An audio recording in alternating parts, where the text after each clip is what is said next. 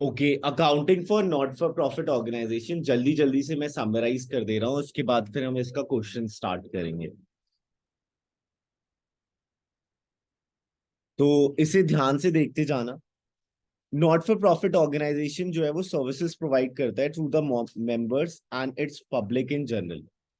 Such organization includes club, charitable institution, school, religious organization, trade unions, welfare society and society for promotion of art culture.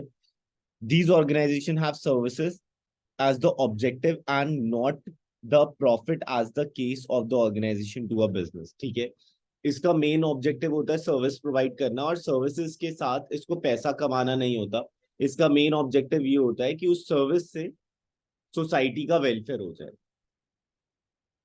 ये at the year and account maintain करते हैं। ठीक है, और जो वो account maintain करते हैं एट द ईयर एंड, वो करते हैं receipt and payment account, income and expenditure account and balance sheet.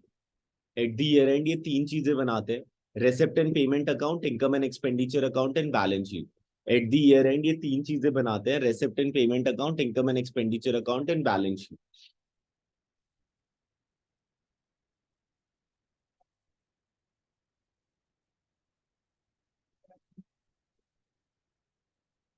They also have to prepare the financial statement at the end of the accounting year, usually a financial year, and ascertain the income and expenditure and financial position and submit them to the statutory authority called registrar of society।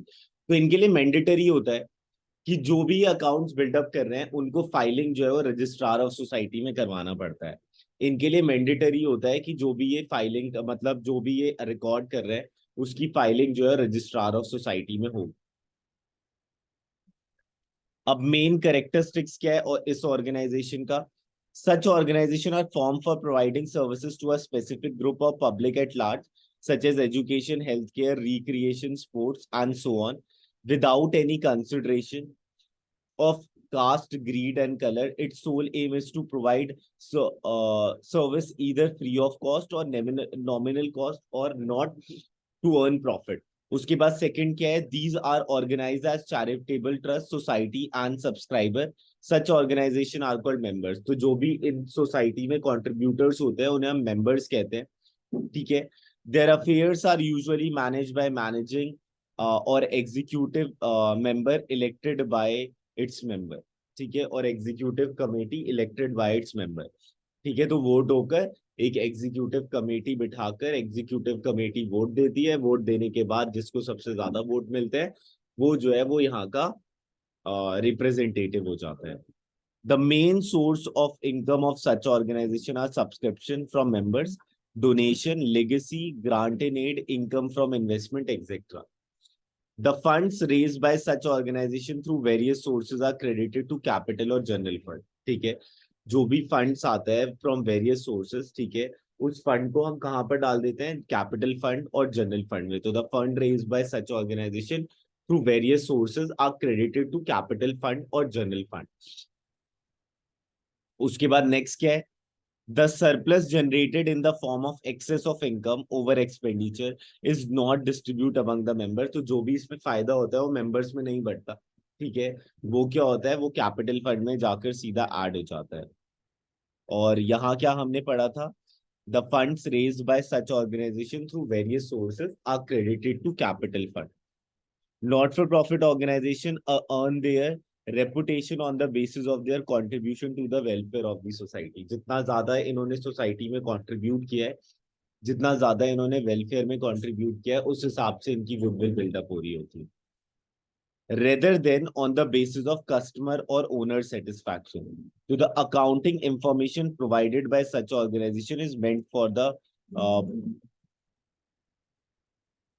present and the potential contribution to meet its statutory requirement। statutory requirement का मतलब क्या है? ये जो पैसा है, ये जो फाइलिंग्स है, ये इन्हें करनी पड़ती है और ये रजिस्ट्रार ऑफ सोसाइटी में जाकर करनी होती है। अब accounting records of not for profit organisation.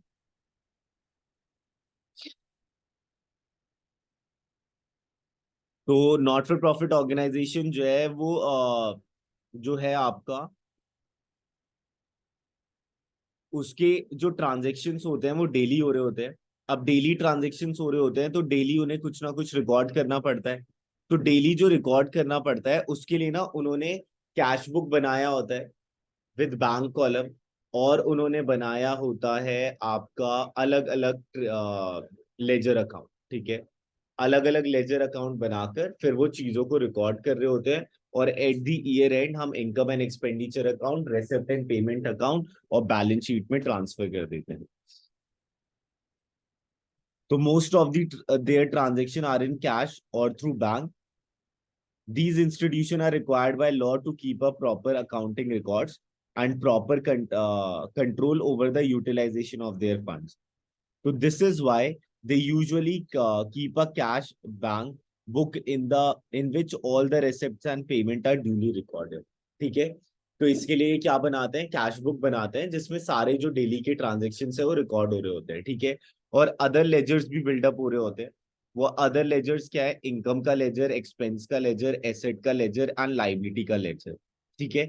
और दो एडिशनल लेजर भी ये बनाते हैं, फिक्स्ड एसेट्स का और कंज्यूमेबल का। इनका कैपिटल अकाउंट नहीं होता, ठीक है। इनका जनरल फंड या कैपिटल फंड अकाउंट होता है, मतलब बैलेंस शीट। तो they do not maintain any capital account, instead they maintain capital fund account, that is also known as general fund account. जिससे कि कोई भी दिक्कत वाली बात ना हो। एट द ईयर एंड ये तीन चीजें बनाते हैं, receipt and payment account, income and expenditure account and balance sheet.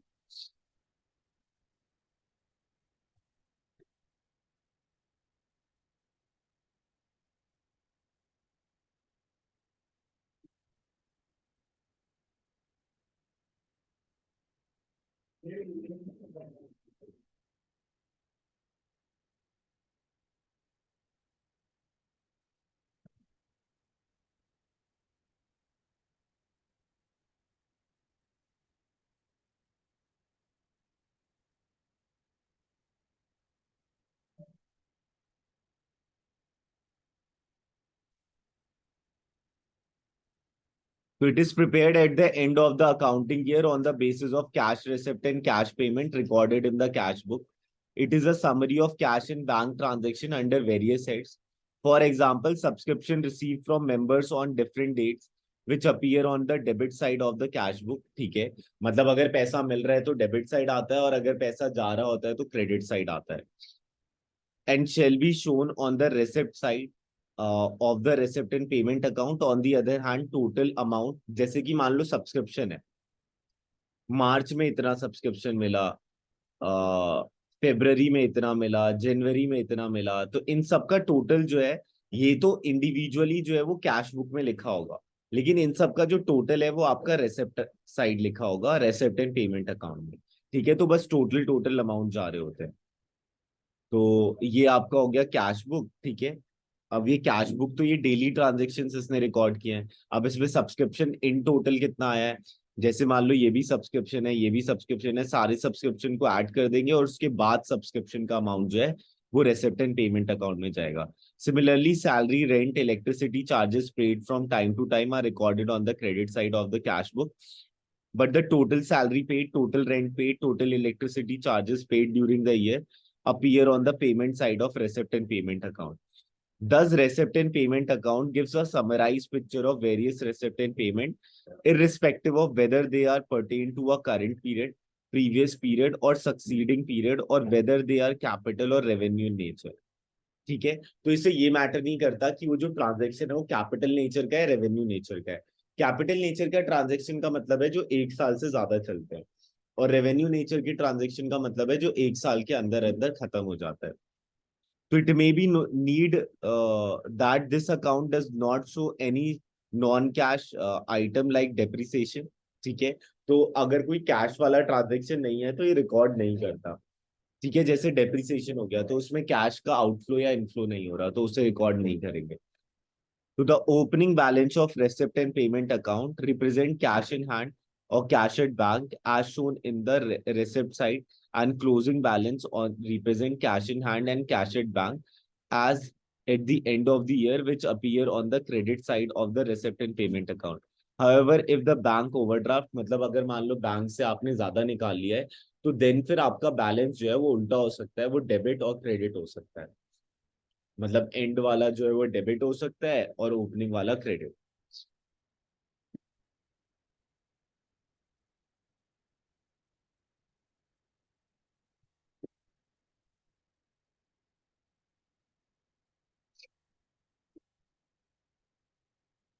तो ये होता है आपका रेसिप्ट एंड पेमेंट अकाउंट। तो जब भी कोई रेसिप्ट एंड पेमेंट अकाउंट आए तो सिंपल सी बात ये है, अगर पैसा आ रहा है तो डेबिट साइड, और अगर पैसा जा रहा है तो क्रेडिट साइड। उसके अलावा और कुछ नहीं सोचना। ठीक है। क्या not for profit organization trial balance बनाता है? तो हाँ, नॉट फॉर प्रॉफिट ऑर्गेनाइजेशन जो है ट्रायल बैलेंस बनाता है for checking the arithmetical accuracy. In fact, if organization have followed double entry system, must be prepared trial balance for checking the accuracy of the ledger, and it will also facilitate the preparation of receipt and payment account, income and expenditure account, and balance sheet.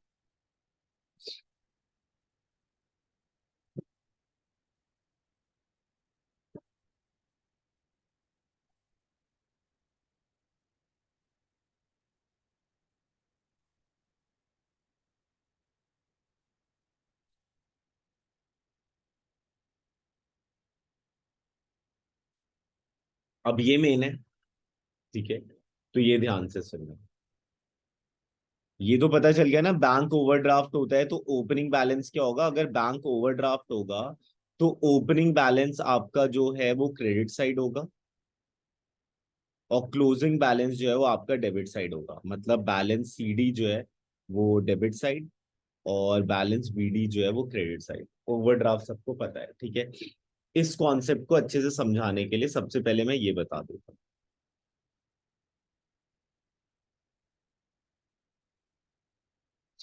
Account के ना दो type होते हैं, एक personal और एक impersonal. अब personal account भी ना फर्दर तीन में डिवाइडेड है: नेचुरल,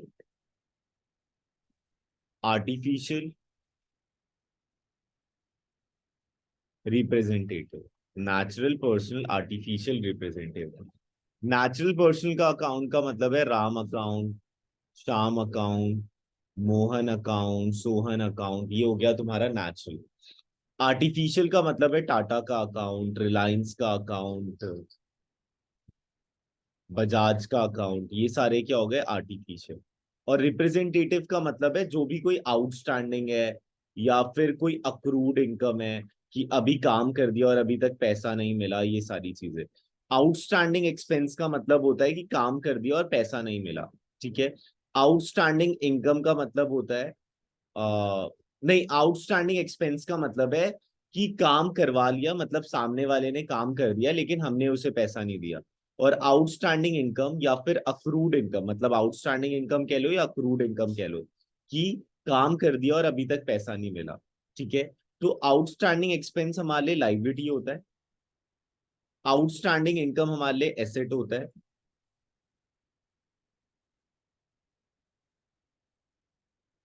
एक मिनट।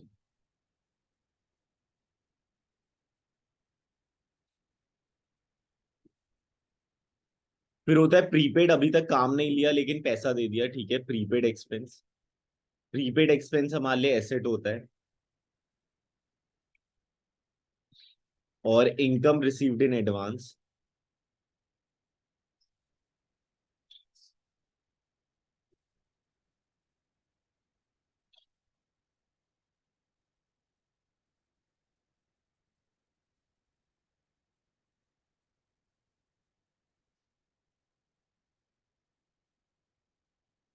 लाइबिलिटी होता है। Income received in advance liability होती है।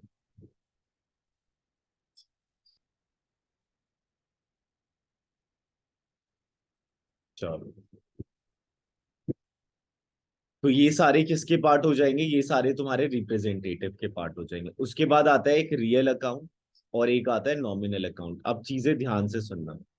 रियल अकाउंट वो अकाउंट है जिसमें सारे एसेट्स आते हैं, बस एक को छोड़कर, जिसका नाम है डेटर्स। क्योंकि डेटर या तो कोई नेचुरल पर्सन होगा या आर्टिफिशियल। ठीक है। तो रियल अकाउंट में सारे एसेट्स आते हैं एक्सेप्ट डेटर्स। रियल अकाउंट में सारे एसेट्स आते हैं एक्सेप्ट डेटर्स। रियल अकाउंट में सारे एसेट्स आते हैं एक्सेप्ट डेटर्स। और नॉमिनल अकाउंट में सारे प्रॉफिट्स एंड लॉसेस। और गेन। नॉमिनल अकाउंट में सारे profit losses and gain. Nominal account में सारे लॉसेस एंड प्रॉफिट। चलो अब स्टार्ट करते हैं। So it is a summary of cash book. It forms a identical with a that simple cash book without discount or bank column. With debit and credit side, receipts are recorded on the debit side and payment entered on the credit side. It shows a total amount of all receipt and payment irrespective of the fact of the period which in which they are pertain. ठीक है। तो सबसे पहली इस चीज का बात क्या है, अगर रेंट की बात है तो पूरे साल हमने कितना रेंट दिया बस वो आएगा रेसिप्ट इन पेमेंट अकाउंट में। ऐसा नहीं है कि हर मंथ का रेंट आएगा। हर मंथ का रेंट तो हमने कैश बुक में लिख दिया होगा। तो रेसिप्ट एंड पेमेंट अकाउंट में बस टोटल अमाउंट आता है। ठीक है। उसके बाद it include all receipt and payment whether they are of capital nature और रेवेन्यू नेचर। ये डिस्क्रिमिनेट नहीं करता कि कैपिटल नेचर की चीज है रेवेन्यू नेचर की चीज है।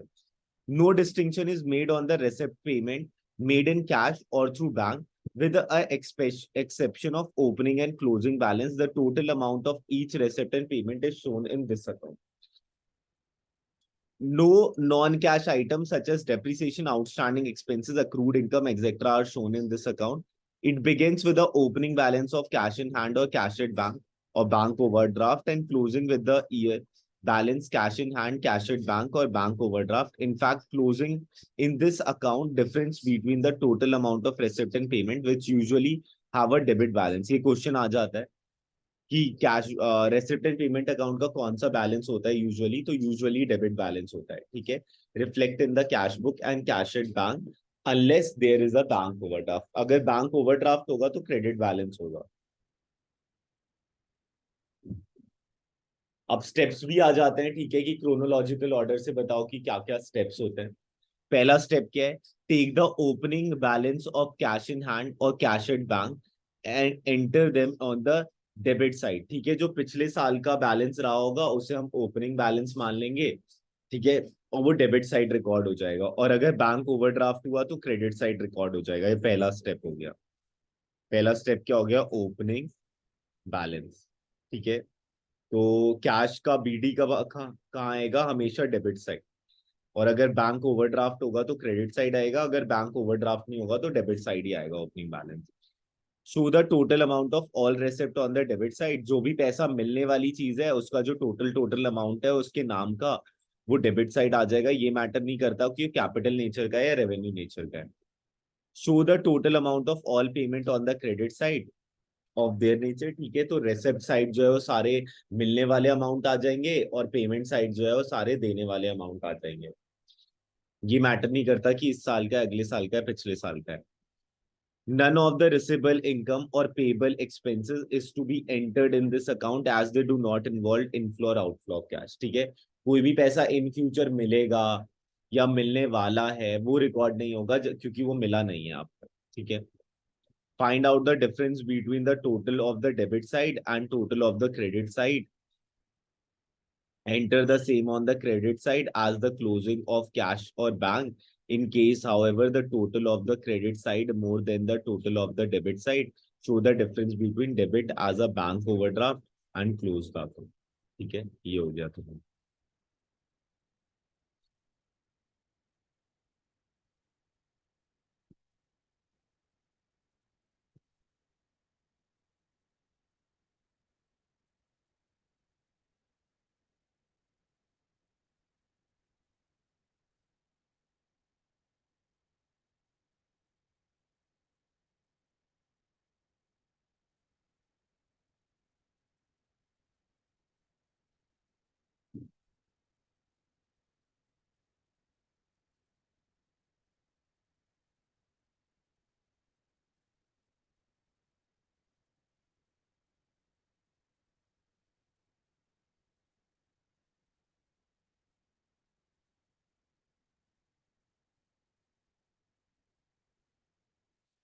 अब आते हैं इनकम एंड एक्सपेंडिचर अकाउंट पे, फिर आएगा बैलेंस शीट, और फिर चैप्टर कंप्लीट ही है। ठीक है।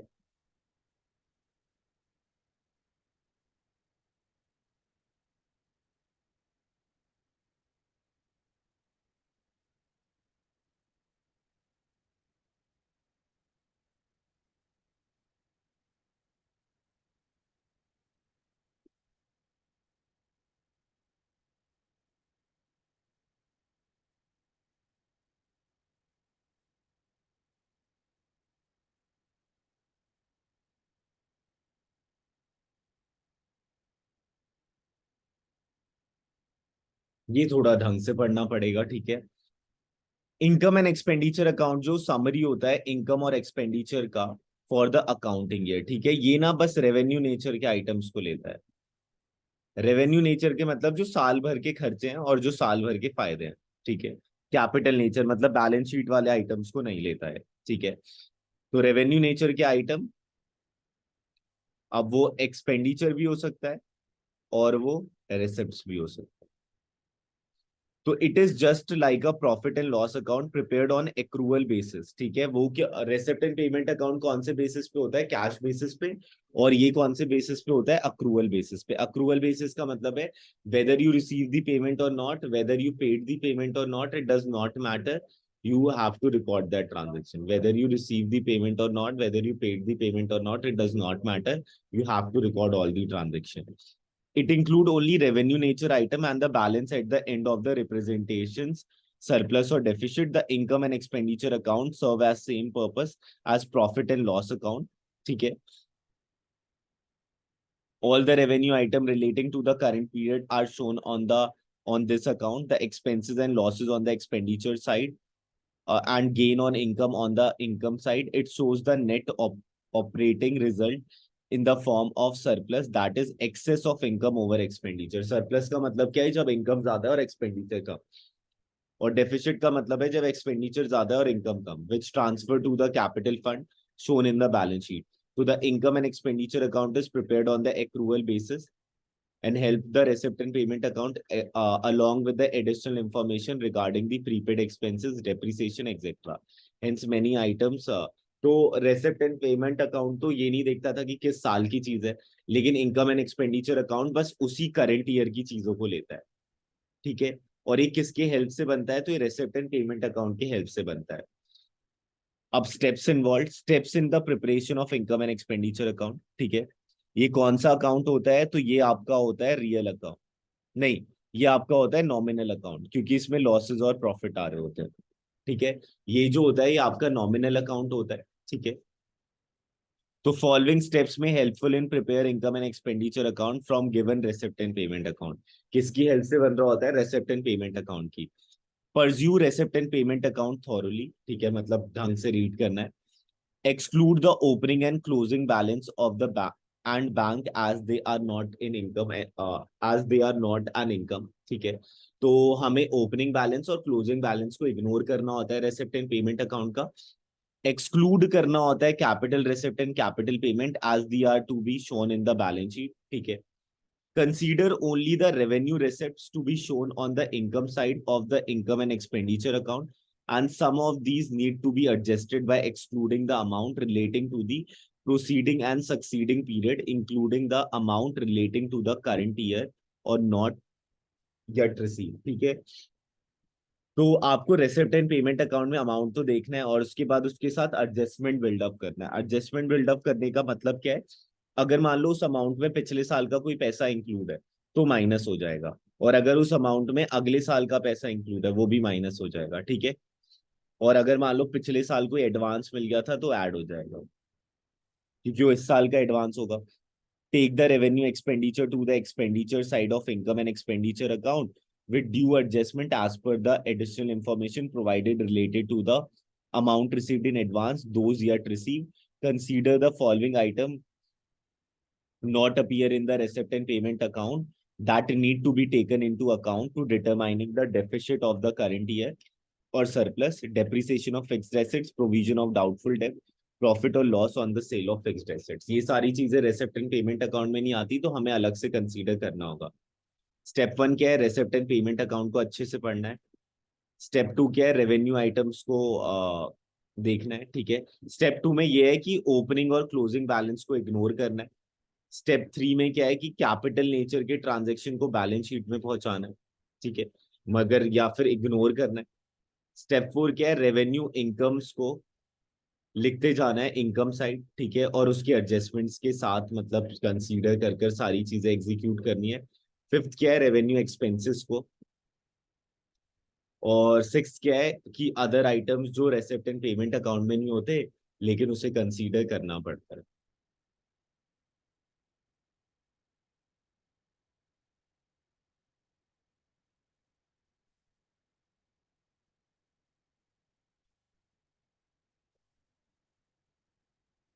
तो nature, it is like profit and loss account, it is the summary of cash bill. Nature of item, it record income and expenditure of revenue nature only. It record receipt and payment of revenue as well as capital nature. Period, तो income and expenditure item relate to only the current period. Receipt and payment may also relate to preceding succeeding period. मतलब उसमें बस उस साल का matter करता है income and expenditure account में, रेसिप्ट एंड पेमेंट अकाउंट में साल मैटर नहीं करता. उसके बाद डेबिट साइड, तो debit side of this account record expense and losses. ठीक है, क्योंकि डेबिट साइड आपका एक्सपेंडिचर आता है. ठीक है, अगर इसके फॉर्मेट की बात करें तो expenditure debit side, income credit side. और अगर इसके फॉर्मेट की बात करें तो रेसिप्ट डेबिट साइड और एक पेमेंट जो है क्रेडिट साइड.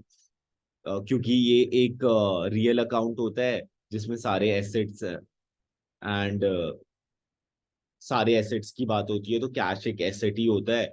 और ये जो होता है वो नॉमिनल अकाउंट होता है जो सारे प्रॉफिट्स एंड गेन्स को ले रहा होता है. Debit side of this account records the रेसिप्ट्स. Credit side of this account records the income and gain. Credit side of this account records the payment. Depreciation includes depreciation, does not include depreciation. Depreciation क्यों नहीं include करता receipt and payment account? क्योंकि उसमें कोई cash flow का नहीं हो रहा होता कुछ काम. ओपनिंग बैलेंस, तो इसका कोई ओपनिंग बैलेंस नहीं होता. Balance in the beginning represent cash in hand, cash at bank और bank overdraft in the beginning. Closing balance, balance at the end of the year represent excess of income over expenditure और vice versa. तो excess of income over expenditure जो है surplus होगा और excess of expenditure over income जो है वो deficit होगा. Balance at the end of the year represent cash in hand at the and bank balance for bank overdraft.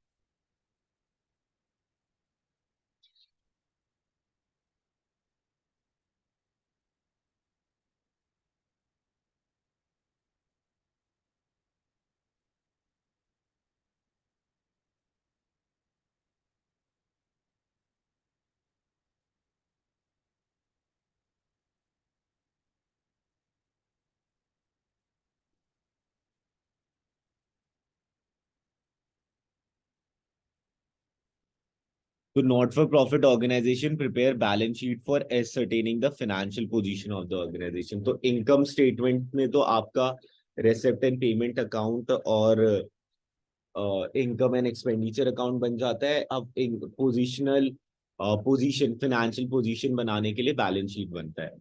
तो the preparation of their balance sheet is on the same pattern as that of the business entity. It shows assets and liability as the end of the year.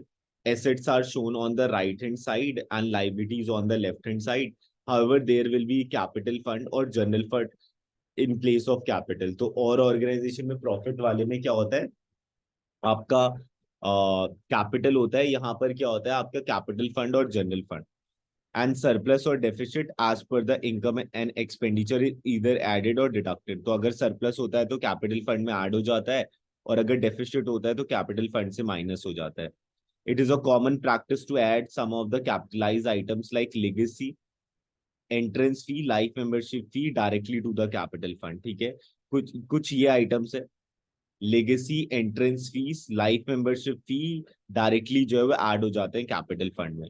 Legacy, entrance fee, life membership fee directly in the capital fund. ठीक है, अब entrance fee के साथ ना एक चीज ये याद रखना, अगर एंट्रेंस फी कोई कोई चीज बता नहीं रहा कि ह्यूज अमाउंट है ऐसा कुछ, तो तुम्हें ना ये मानना है कि वो जो एंट्रेंस फी है वो जनरल एंट्रेंस फी थी, तो इनकम का पार्ट होगा. वैसी लेगेसी अगर कोई स्पेसिफाई नहीं कर रहा कि स्पेसिफिक फॉर्म ऑफ लेगेसी थी, तो तुम्हें ये मानना है कि वो जो है वो आपका इनकम का पार्ट है. ठीक है, लेकिन अगर ह्यूज अमाउंट है, ह्यूज अमाउंट उसमें लिखा होगा, तब आपको वो मानना है आपका कि वो सीधा कैपिटल फंड में ऐड होगा. लेकिन लाइफ मेंबरशिप फी तो सीधा कैपिटल फंड में ऐड होगा. Beside the capital or general fund, there may be other fund created for specific purposes to meet the requirement of contribution, contributor or donor as a building fund, sports fund, etc. Such fund are shown separately on the liability side of the balance sheet. So sometimes it becomes necessary to prepare balance sheet as the case may be in year in order to find the opening balance of the capital or general fund. तो वो अभी उतना important नहीं है. The following procedure is adopted to prepare the balance sheet. take the capital or general fund as per the opening balance sheet and add surplus from the income and expenditure account. Further add entrance fee, legacy, life membership fee, etc.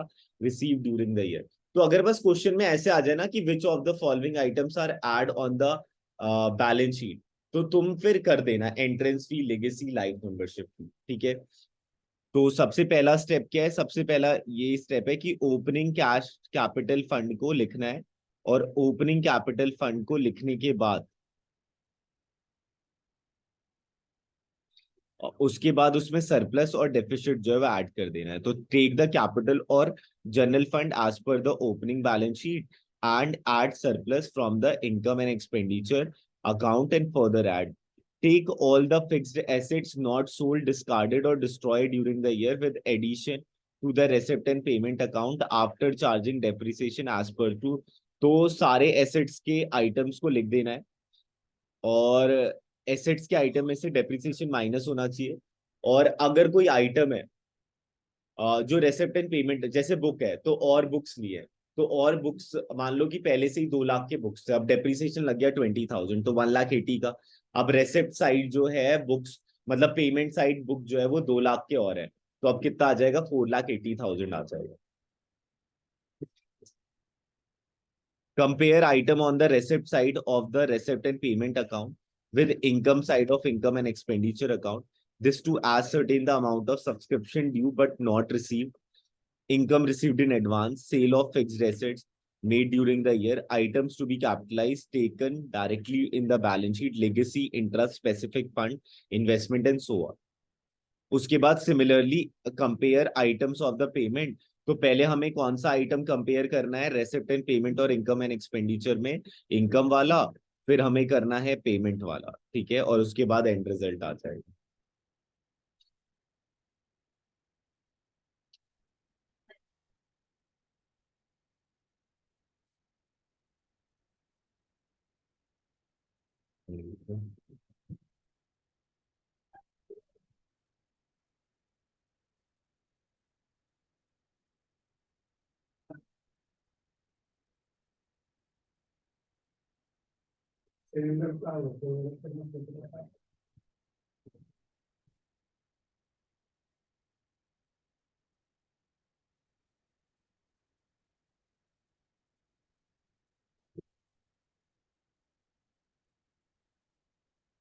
चलो अब ध्यान से सुनना।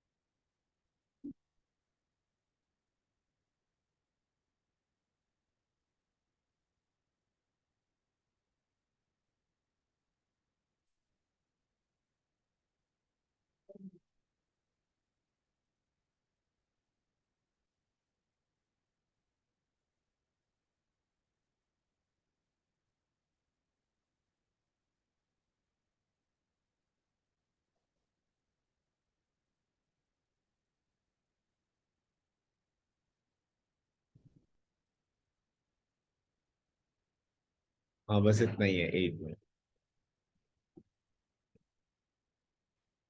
इतना समझ आ गया? Thums up कर देना अगर इतना आ गया तो। फिर एक बार ऊपर दिखा दो। कौन सा बैलेंस शीट वाला? हाँ सर,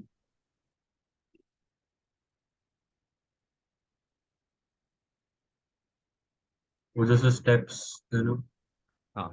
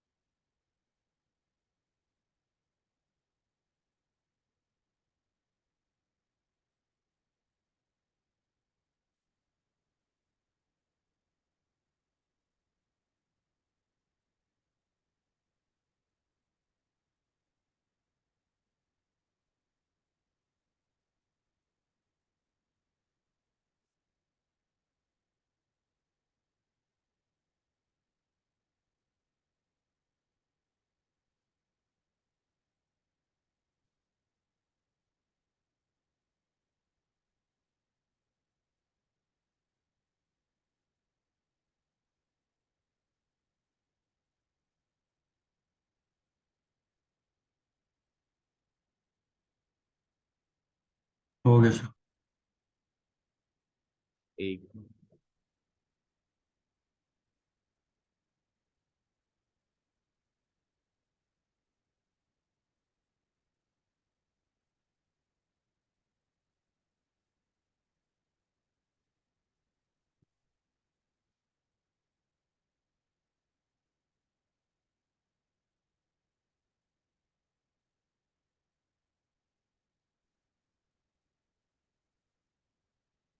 ओके, अब कुछ अकाउंट सिखा रहा हूँ, ध्यान से समझना। ठीक है, अगर मान लो सब्सक्रिप्शन जो होता है वो हमारा एक रेवेन्यू रेसिप्ट का आइटम होता है। रेवेन्यू मतलब कि इनकम साइड आएगा, और रेसिप्ट एंड पेमेंट में कहाँ गिवन होगा, रेसिप्ट साइड गिवन होगा। ठीक है, तो रेसिप्ट साइड ना, तुम्हें मान लो कि आइटम गिवन है 5 लाख। अभी 5 लाख क्या इंडिकेट कर रहा है कि इस साल जो हमारे पास सब्सक्रिप्शन का पैसा आया है वो 5 लाख आया है। ठीक है, अब हमें नहीं पता कि इस 5 लाख में पिछले साल का पैसा कितना है, इस साल का पैसा कितना है, और अगले साल का पैसा कितना है। तो तुम्हें कोई इंफॉर्मेशन दी होती है। ठीक है, तो अगर मान लो बिगिनिंग वाला आउटस्टैंडिंग है, बिगिनिंग वाला आउटस्टैंडिंग है मतलब पिछले साल वाला है, या तो बिगिनिंग लिखा होगा या तो प्रीवियस आउटस्टैंडिंग लिखा होगा। ठीक है, और आउटस्टैंडिंग नहीं लिखा होगा तो अरियर्स लिखा होगा। तो बिगिनिंग वाला आउटस्टैंडिंग कह लो या फिर प्रीवियस ईयर का आउटस्टैंडिंग कह लो, ये माइनस होता है। ठीक है, उसके बाद एडवांस की बात करते हैं।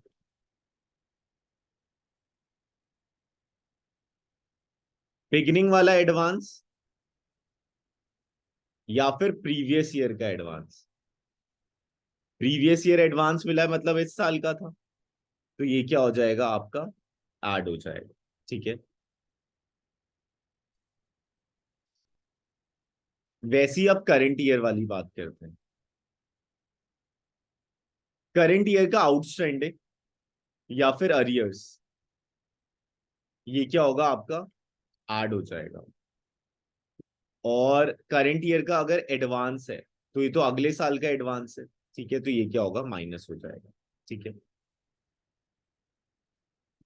इतना आ गया तो थम्स अप कर देना। सर ये फिर से बता दो।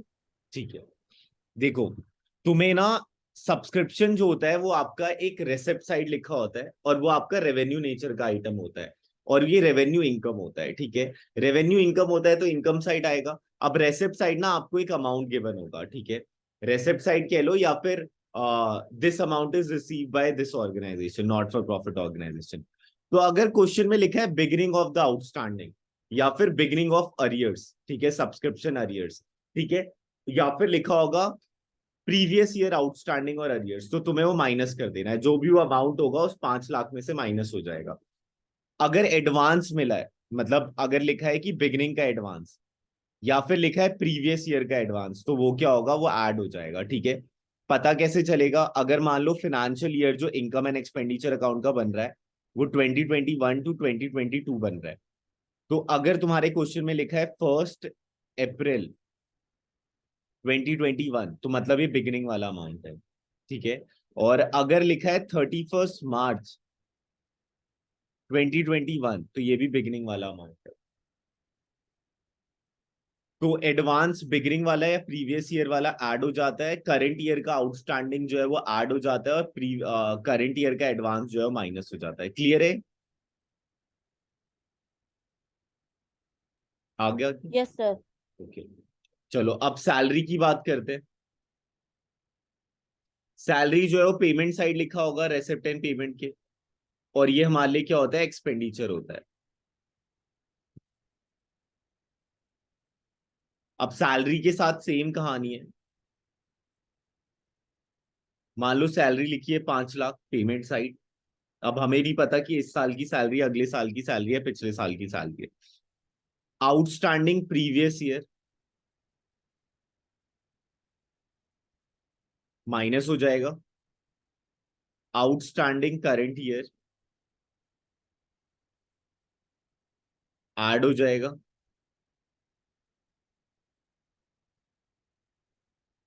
एडवांस करंट ईयर माइनस हो जाएगा क्योंकि इस साल का नहीं है, and previous year advance add हो जाएगा।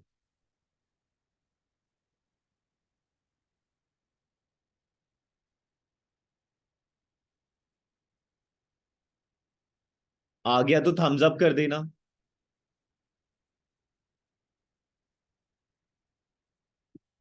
ओके,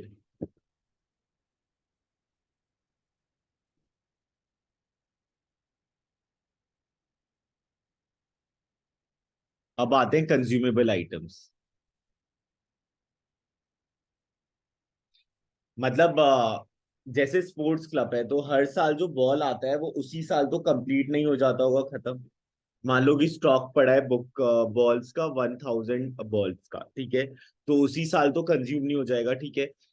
तो उसी साल कंज्यूम नहीं हो जाएगा, इसकी वजह से क्या होगा, हमें निकालना होता है कि इस साल हमने कितना कंज्यूम किया है। तो तुम्हें ना पेमेंट साइड कोई अमाउंट गिवन होगा, ठीक है, जिसमें इक्विपमेंट या कुछ इस टाइप का लिखा होगा, मेडिसिन। वो तुम्हें पता चल जाएगा कि ये कंज्यूमेबल आइटम का पार्ट बन सकता है नहीं बन सकता, मतलब जो उसी साल खाया जा सकता हो या उसी साल यूज किया जा सकता हो। मान लो 5 लाख है पेमेंट साइड, मेडिसिन है मान लो, तुम्हें नीचे इंफॉर्मेशन गिवन होगी। तो जो ओपनिंग बैलेंस होगा मेडिसिन का या ओपनिंग स्टॉक जो होगा मेडिसिन का, वो हो जाएगा ऐड। जो क्लोजिंग स्टॉक होगा मेडिसिन का वो हो जाएगा माइनस। उसके बाद जो आउटस्टैंडिंग होगा या फिर कह लो आपके ओपनिंग क्रेडिटर्स जो होंगे जिनसे आपने उधार पे मेडिसिन ली थी, वो हो जाएगा माइनस। और जो आपके क्लोजिंग क्रेडिटर्स होंगे वो हो जाएगा 8, ठीक है। ओपनिंग बैलेंस प्लस हो जाएगा, उस बैलेंस के साथ क्लोजिंग बैलेंस माइनस हो जाएगा, क्लोजिंग स्टॉक। उसके बाद ओपनिंग क्रेडिटर्स माइनस हो जाएगा और क्लोजिंग क्रेडिटर्स ऐड हो जाएगा।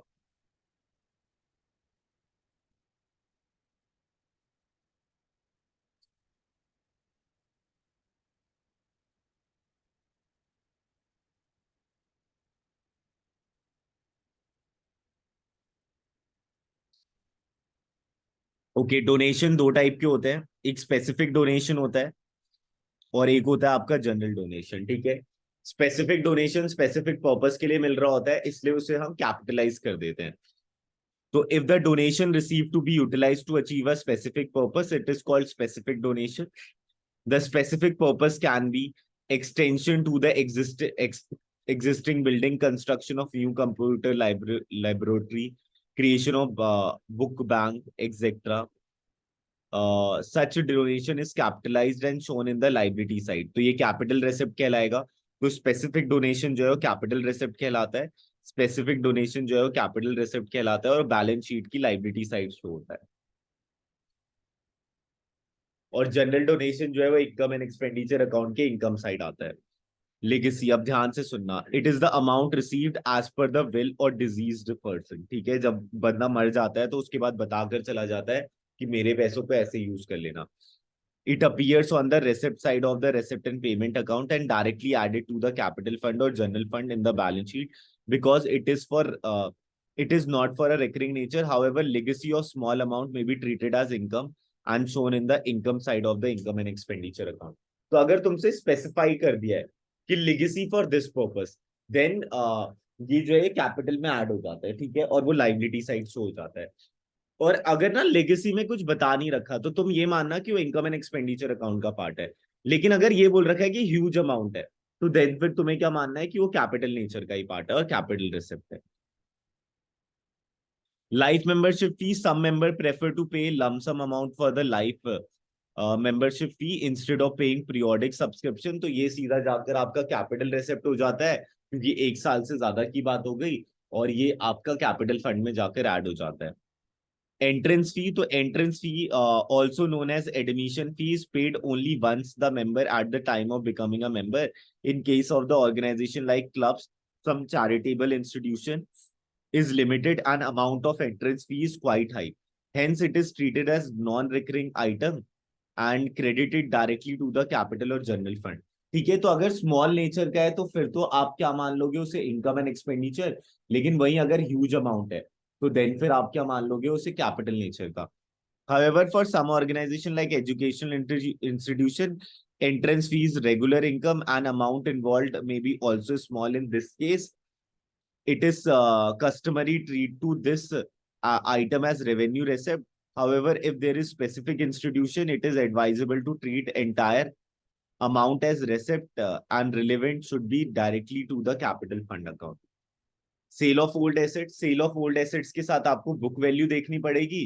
अगर बुक वैल्यू जैसे मान लो कोई आइटम 800 का पड़ा है, ठीक है, 700 का बिक गया। आप तो 800 का चाह रहे थे, 700 का बिका तो 100 का लॉस हो गया। 100 का जो लॉस है वो एक्सपेंडिचर साइड शो हो जाएगा और बैलेंस शीट से आप 800 माइनस कर दोगे उस स्पेसिफिक एसेट्स से। सेल ऑफ पीरियोडिकल्स, तो पीरियोडिकल्स जो होते हैं वो क्या होते हैं, मैगजीन टाइप होते हैं। तो अगर आप उसे बेच रहे हो तो वो क्या हो जाएगा आपका इनकम साइड का part. Sale of sports material, तो इसके साथ भी बुक वैल्यू देखोगे और उसके बाद फिर वो income and expenditure account. Payment of honorarium, जैसे मान लो तुम में से किसी का एसआरसीसी में हो जाता है, अब मैं एज अ ऑनर तुम्हें बुलाता हूँ एज अ गेस्ट लेक्चरर, ठीक है, और मैंने तुम्हें 2000 का नोट पकड़ा दिया तुम्हारे आने पर, ठीक है, तो वो क्या हो जाएगा, पेमेंट ऑफ ऑर्नेनियम, तो एक्सपेंडिचर हो जाएगा। Endowment fund, it is a fund arising from bequest और gift, the income of which is devoted for a specific purpose.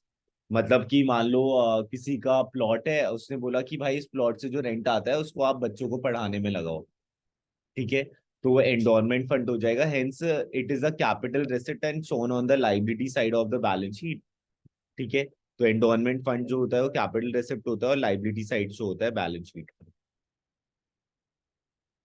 Government grants, schools, colleges, public hospital, etc. depend upon the government grant for their activity. The recurring grants in the form of maintenance grant is treated as revenue receipt. अगर recurring nature का है, मतलब कुछ specify नहीं कर रहा, इसका मतलब क्या है कि वो उसी specific purpose के लिए आ रखा है, जिस पर्पस के लिए नॉट फॉर प्रॉफिट ऑर्गेनाइजेशन खुला है, वही अगर स्पेसिफाई कर दिया तो कैपिटल रिसिप्ट हो जाएगा, ठीक है। अब आते हैं नेक्स्ट पे, स्पेशल फंड, सब कंफ्यूज हो जाते हैं। The not for profit organization office create special funds for certain purposes, activities such as prize fund, match fund, sports fund, etc. Such fund are invested in security and income earned as investment. Investment is added to the respective fund, not credited to income and expenditure account. Similarly, expenses incurred for such specific purpose are also deducted from special fund.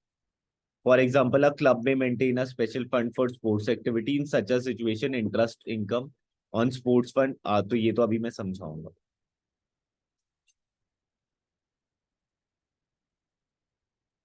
तो ये consumable item का हो गया, stationery वाला। अरे हाँ, इसमें ये भी देख लेना, जो इस साल परचेज किया है, परचेज ड्यूरिंग द ईयर भी लिखा होगा, तो परचेज ड्यूरिंग द ईयर जो होगा वो ऐड हो जाएगा।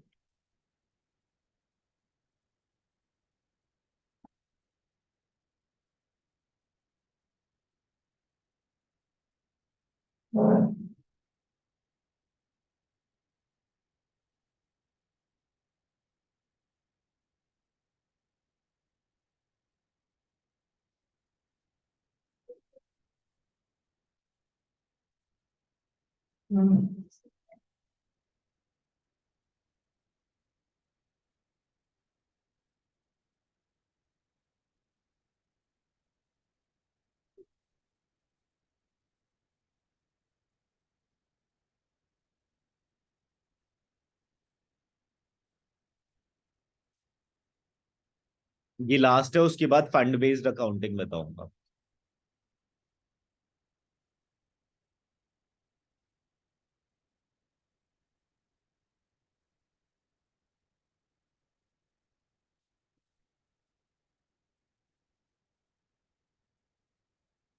इंसिडेंटल ट्रेडिंग एक्टिविटी, ये लिख लेना कहीं पर। तो sometimes trading activity such as chemist shop, hospital, canteen, beauty parlor, etc. also take place in such organization to provide certain facility to the members or public in general. In such a situation, trading account can be prepared in ascertain the result of incidental activity. ठीक है, तो क्या not for profit organization trading account बनाता है? हाँ बनाता है, ठीक है, अगर वो इंसिडेंटल एक्टिविटी कर रहा हो।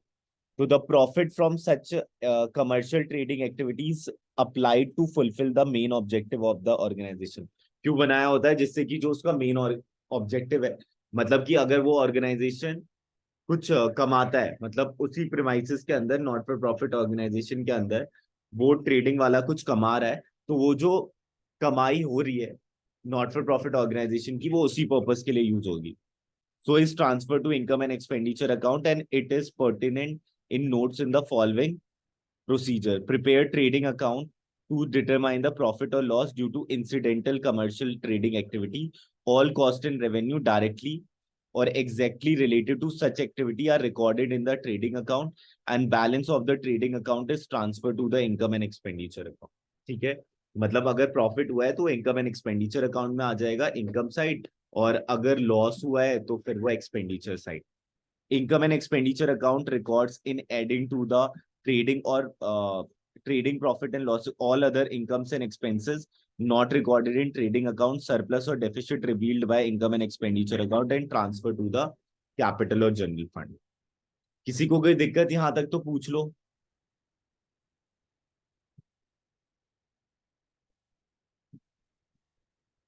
क्लियर है?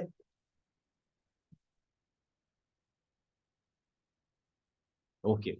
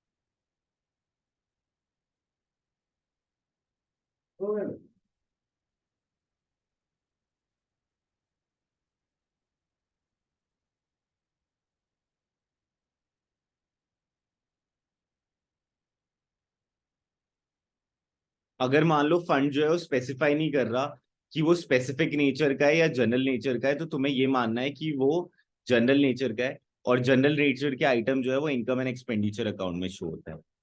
जो जनरल नेचर के आइटम्स है वो इनकम एंड एक्सपेंडिचर अकाउंट में शो होते हैं। वहीं अगर मान लो स्पेसिफिक कर दिया कि भाई इसी पर्पस के लिए आप मेरा पैसा यूज कर सकते हो, तो वो फिर क्या हो जाएगा? स्पेसिफिक पर्पस हो गया, और फिर आप उसे कहाँ शो करोगे? आप उसे बैलेंस शीट में शो करोगे, और वो आपके लिए क्या कहलाएगा? वो आपके लिए कैपिटल रिसिप्ट्स कहलाएगा।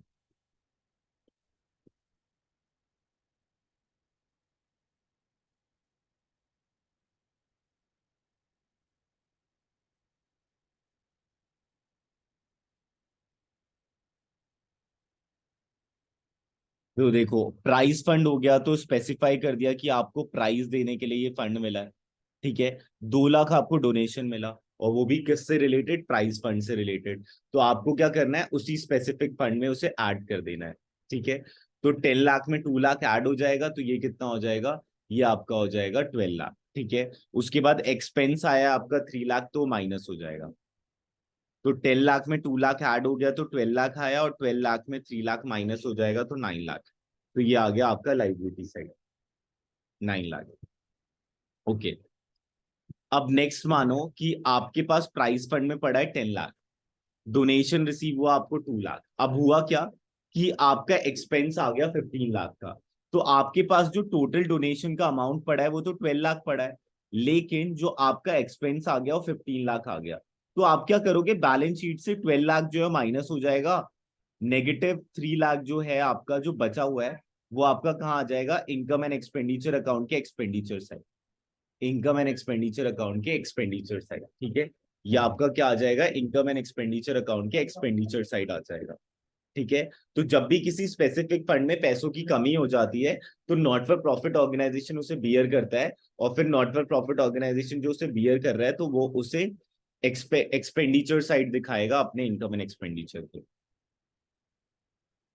ओके, उसके बाद आता है प्राइस फंड, आपका 10 लाख है, डोनेशन मिला आपको 2 लाख, तो 12 लाख हो गया। Expenses on price fund 5 lakh, वो माइनस हो जाएगा। प्राइज अवॉर्डेड, ये भी माइनस हो जाएगा। Investment from price fund 3 lakh है।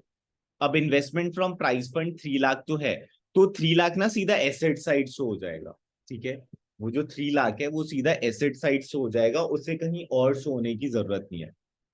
वो जो 3 लाख है वो सीधा कहाँ शो हो जाएगा, एसेट साइड शो हो जाएगा, ठीक है। तो जब भी किसी स्पेसिफिक फंड से कोई भी इन्वेस्टमेंट होता है तो वो बस एसेट साइड शो हो जाता है। जब भी किसी स्पेसिफिक फंड से कोई भी इन्वेस्टमेंट होता है तो वो बस एसेट साइड शो हो जाता है, ठीक है। जब भी किसी स्पेसिफिक फंड से कोई भी इन्वेस्टमेंट होता है तो एसेट साइड शो हो जाता है। जब भी किसी स्पेसिफिक फंड से कोई भी इन्वेस्टमेंट होता है तो एसेट साइड शो हो जाता है। जब भी किसी स्पेसिफिक फंड से कोई भी इन्वेस्टमेंट होता है तो वो एसेट साइड शो हो जाता है।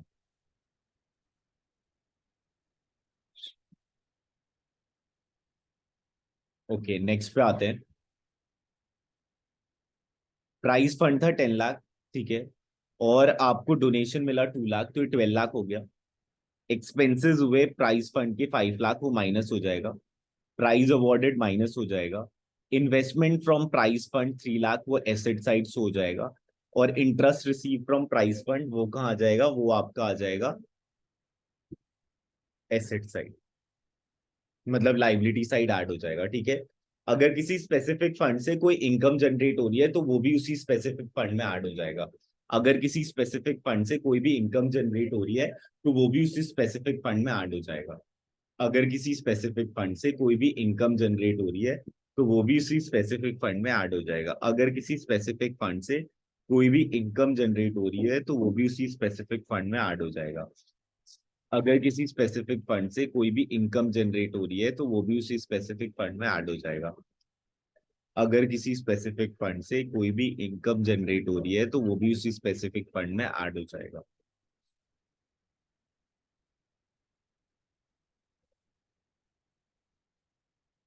अब आते हैं नेक्स्ट पे। आपका प्राइस फंड था 10 लाख, डोनेशन मिला आपको 2 लाख, एक्सपेंसेस माइनस हो जाएंगे, प्राइज अवॉर्डेड जो है माइनस हो जाएगा। इन्वेस्टमेंट फ्रॉम प्राइस फंड जो है वो क्या होगा, इन्वेस्टमेंट फ्रॉम प्राइस फंड जो है वो 3 लाख एसेट साइड आ जाएगा। Interest receive from price fund जो है वो ऐड हो जाएगा, ठीक है। उसके बाद अक्रूड इंटरेस्ट पेड, तो अक्रूड इंटरेस्ट का मतलब होता है कि अभी तक पैसा नहीं मिला, तो ये दो साइड ऐड होगा। एक तो आपका एसेट साइड आ जाएगा क्योंकि अभी तक आपको पैसा नहीं मिला, प्लस ये आपकी लाइबिलिटी साइड भी ऐड हो जाएगा, ठीक है। चलो, इतना समझ आ गया? थम्स अप कर दो अगर आ गया, प्लीज जल्दी जल्दी। ओके रोहित, ध्रुव, आयशा आ गया। सर एक्रूड इंटरेस्ट दोनों जगह क्यों ऐड हो रहा है? देखो, इन फ्यूचर तुम्हें पैसा मिलेगा, मतलब वो कैश का पार्ट नहीं बना। कैश का पार्ट नहीं बना तो इन फ्यूचर अगर पैसा मिलेगा तो अक्रूड इनकम हो गई ना, इसलिए वो एसेट साइड आ गया, क्योंकि अभी तक वो कैश का पार्ट नहीं बना। और अक्रूड इंटरेस्ट उसी स्पेसिफिक फंड के साथ ऐड इसलिए हुआ क्योंकि बैलेंस शीट जो है अक्रूवल कॉन्सेप्ट लेता है। whether you receive the payment or not, whether you paid the payment or not, it does not matter, you have to record all the transactions। समझ गए? हाँ आगे सर। ध्रुव आ गया तुम्हें? चलो नेक्स्ट पे आते हैं। बिल्डिंग फंड, बिल्डिंग फंड है 10 लाख। अगर किसी स्पेसिफिक फंड से कोई भी फिक्स्ड एसेट्स बिल्डअप हो रहा है, अगर किसी स्पेसिफिक फंड से कोई भी फिक्स्ड एसेट बिल्डअप हो रहा है तो आपको उसे दो जगह दिखाना होता है। अगर किसी स्पेसिफिक फंड से कोई भी फिक्स्ड टेंजिबल एसेट्स बिल्डअप हो रहा है तो आप उसे दो जगह दिखाएंगे। तो ये देखो, 10 लाख था आपके बिल्डिंग फंड में, आपने 4 लाख बिल्डिंग पे खर्च किया, तो 4 लाख का आपका बिल्डिंग एक टेंजिबल एसेट बिल्डअप हो गया होगा, तो ये एसेट साइड से होगा, कैपिटल फंड में ऐड होगा और बिल्डिंग फंड से माइनस होगा। अगर किसी स्पेसिफिक फंड से कोई भी एसेट बिल्डअप होता है तो दो जगह जाता है, कैपिटल फंड में ऐड होता है, एसेट साइड शो होता है, और बिल्डिंग फंड से माइनस। कैपिटल फंड में ऐड होता है, स्पेसिफिक फंड से माइनस होता है, और एसेट साइड शो होता है। ओके, ये क्लियर है? जरा तो थम्स अप कर दो।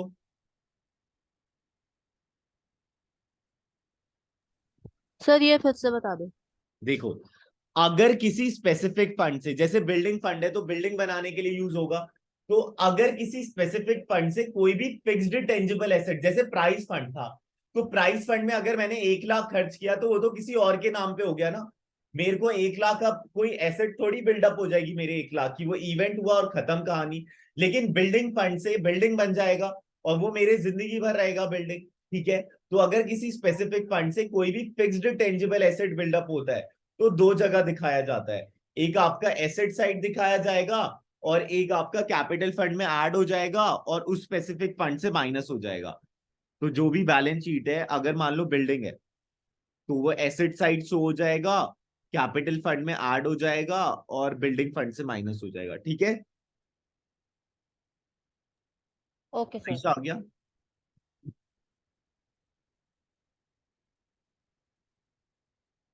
चलो नेक्स्ट पे आते हैं। अगर मान लो कोई स्पेसिफिक फंड नहीं गिवा है और तब बिल्डिंग बना है या कोई भी टेंजिबल फिक्स्ड एसेट्स बना है, तो आपको उसके बस प्रॉपर प्लेस पे उसे दिखा देना है। तो कैपिटल फंड 8 लाख का 8 लाख लाइबिलिटी साइड आएगा और बिल्डिंग 5 लाख का 5 लाख अपना एसेट साइड आएगा। चलो ये चैप्टर डन है। ठीक है, अब नेक्स्ट क्लास में मिलते हैं। नेक्स्ट क्लास 10:30 है, अगर टाइम हो तो आ जाना। Okay bye. Thank you. Okay.